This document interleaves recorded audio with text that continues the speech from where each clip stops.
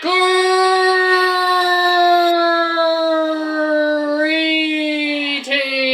wrestling fans! I thought I'd try something a bit more high energy today.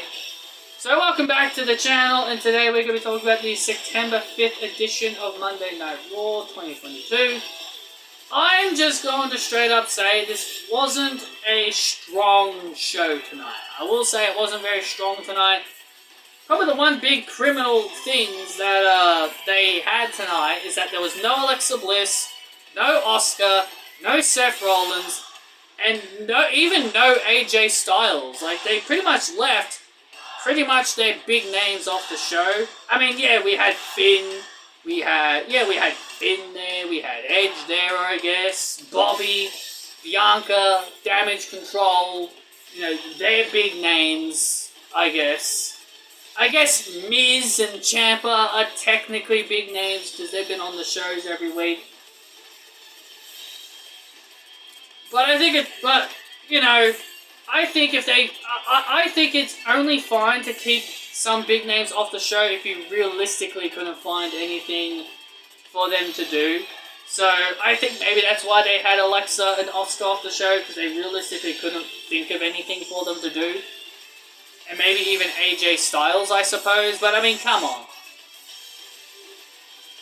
I think that's a bit ridiculous how they keep off some of their big names. So anyway, the key things I want to point out about this show that I was interested in, was was Dominic Mysterio. I wanted to see how they were going to handle his heel turn and what they were going to do with that. So, and also, that was really one of the only interesting things I was really interested in when it came to Monday Night Raw. And then we also had, like, Braun Strowman make his return. I mean, don't get me wrong. I mean, I'm not the biggest Braun Strowman fan, but it was pretty cool to see the crowd, welcome him back with open arms. Like, it was pretty cool, but I couldn't say I was really too thrilled with this show tonight. So we began with Dominic Mysterio. He aligned himself with the Judgment Day. He helped that Judgment Day take out Edge. And Rey Mysterio vows to not fight his son. So we're basically doing what Undertaker used to do with Kane back in 1999, was it 1999 or 1998? It was one of the two, where Undertaker would refuse to wrestle Kane until he eventually did. So we had one of those. So we got that situation again. So Dominic, as a heel, I'm actually kind of looking forward to it. I mean, Dominic's been kind of boring, in my opinion. Like, he's been kind of boring. I feel like this is something that he needs. I can see the potential in him. I think he's got some potential, but he's just there. He's just he's Rey Mysterio's son. That's all he is. Oh, he's just Rey's son.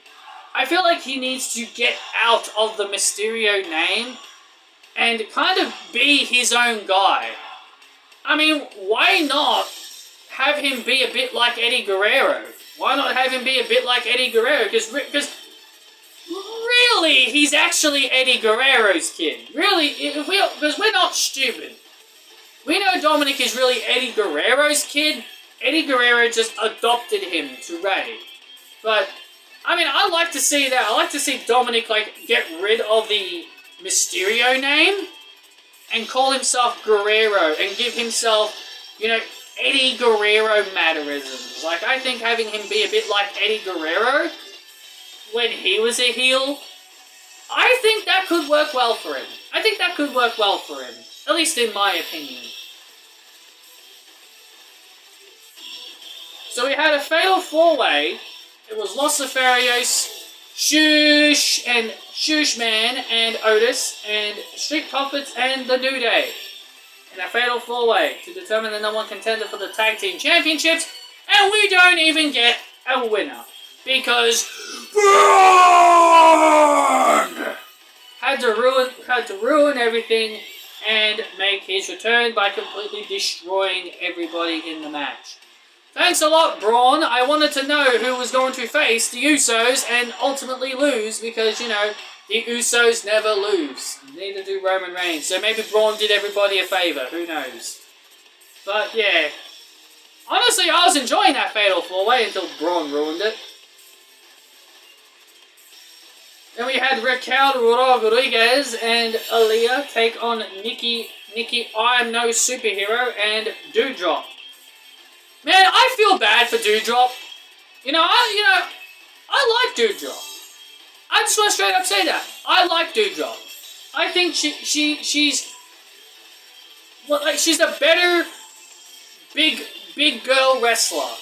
Because the last big girl wrestler we had was Nia Jax, and she was awful. She was awful. Doudrop is way better than Nia Jax. She's a better wrestler than Nia Jax, and she actually keeps her opponents safe. She's a safer wrestler than Nia Jax. But for some weird reason, this company can't treat her like a dominant threat.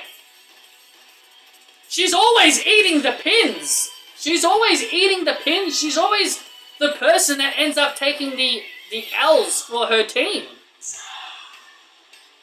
Why? Why is Doudrop the person that's getting pinned in these matches when really Nikki Ash is there?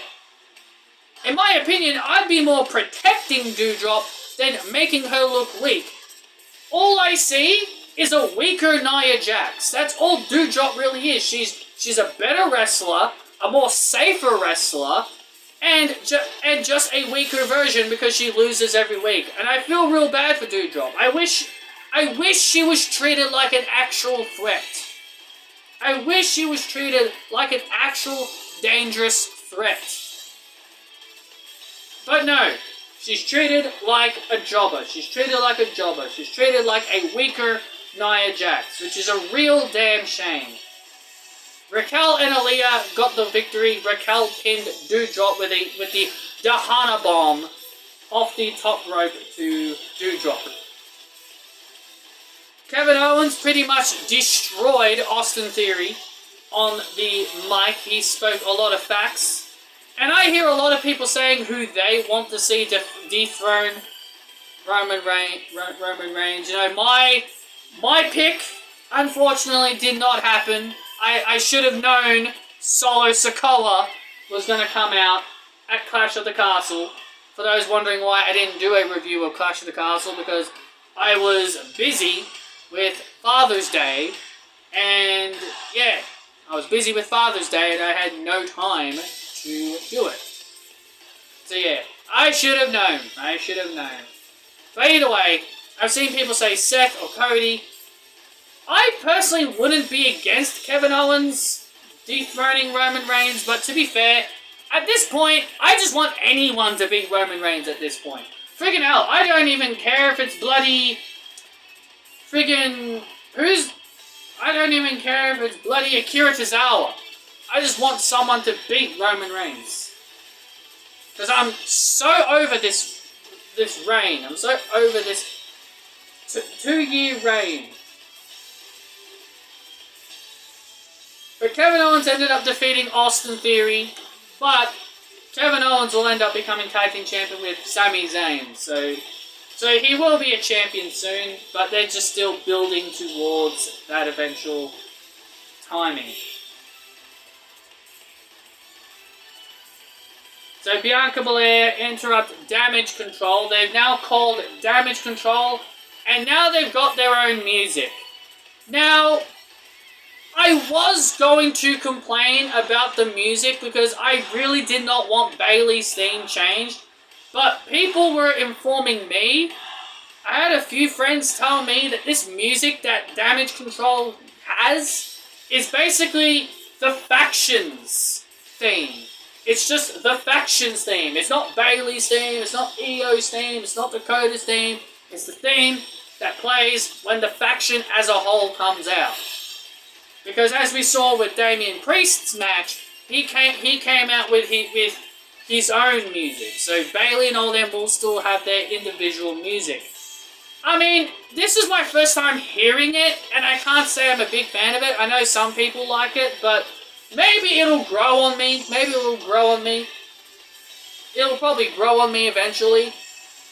But, because, you know, I tend to give Def Rebel a lot of thumbs up when it comes to good themes, because people give them a lot of crap for taking away the precious CFO themes. But either way, I'll probably grow into it when I eventually hear it when it gets released. And then Bianca Belair interrupted, and yeah. And then they confirmed next week Dakota and Io are going to get a title match next week. And I fully expect Dakota and Io to walk away with the victory next week. So, yeah, Aaliyah and Raquel are only going to be champions for 2 weeks. I told you guys they weren't going to hold them for long. But people decided to have a friggin' riot because Dakota and Io didn't win in the finals. Damian Priest took on Rey Mysterio. This was an alright match, but Damian Priest got the victory because Dominic Mysterio got involved. And then the main event was The Miz taking on Bobby Lashley for the United States Championship. I want to say, why the hell did The Miz get a title shot? This dude lost to Bobby Lashley last week, but for some weird reason, he gets a title shot. I thought you have to beat the champion to get a title shot, not lose to the champion. I thought you had to beat the champion to get a title shot, not lose to the champion. Dexter Lumis eventually got involved, and by the way, The Miz throughout the whole show was calling Dexter Lumis his name who shall not be named, and I jokingly said Lord Voldemort.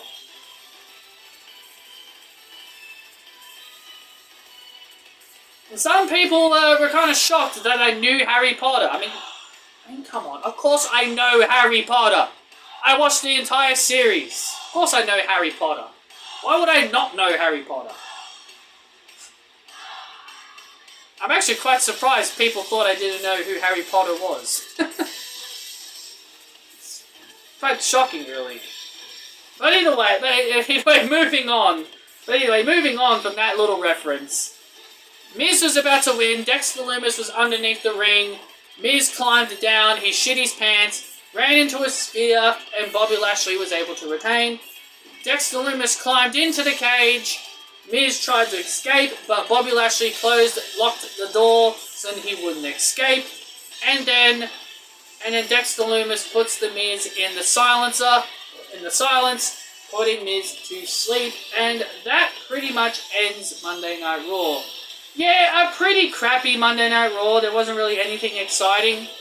Braun Strowman's going to be on SmackDown Friday, so I'm very interested to see what they're going to do with that. But either way, that's my thoughts on this episode of Monday Night Raw. Not a very good episode in my opinion. There wasn't really anything to be excited about. Raw badly needs Cody Rhodes and Randy Orton back. I'm just going to say that. But anyway, thank you for joining me. Hit that like button, subscribe, and I'll see you all next time.